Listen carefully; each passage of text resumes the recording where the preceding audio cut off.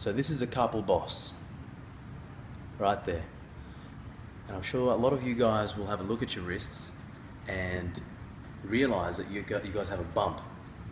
And if you look at this one, there's not really a bump there. Look at that one, there's a bump there.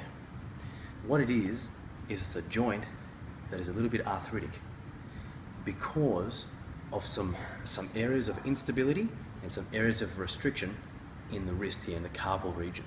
We've got 8 bones here, so I don't want you guys to worry about where the restrictions are and where the instability is.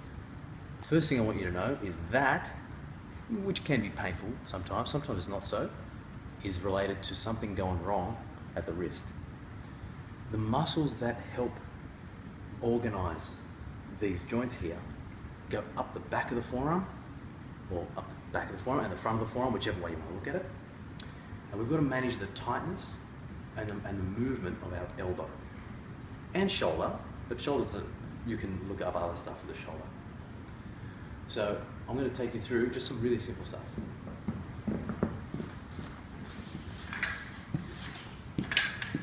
You guys have seen this before, right?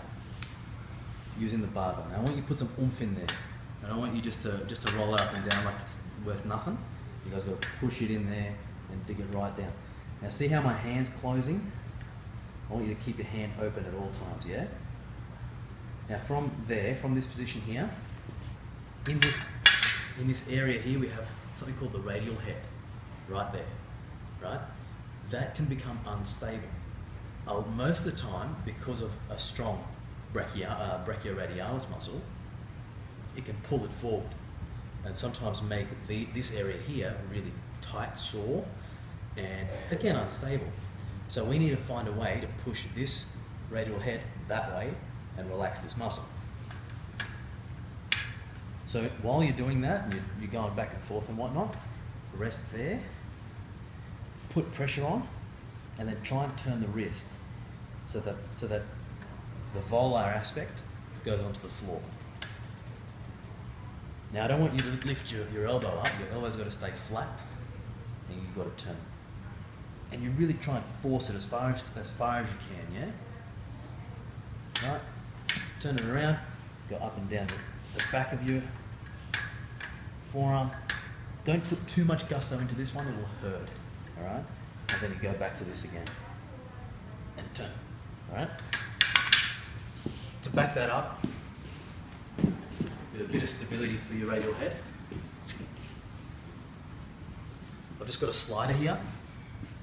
You can use a clipboard, you can use a protein lid cover, whatever, protein shake lid, whatever it is.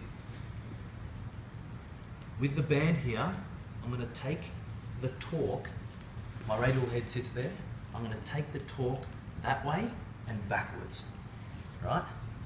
So there's heaps of torque on there. Now I'm going to start with my hand pointing to 3 o'clock, or as far supinated as you can. Take as much slack as you can, and then you've got to turn it, right?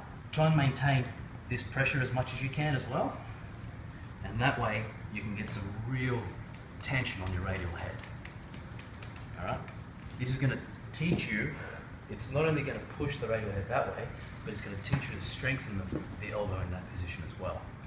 This is really important for lockout, this is really important to manage your wrist, and this is really important also for your overhead position and your shoulder stability. Try it.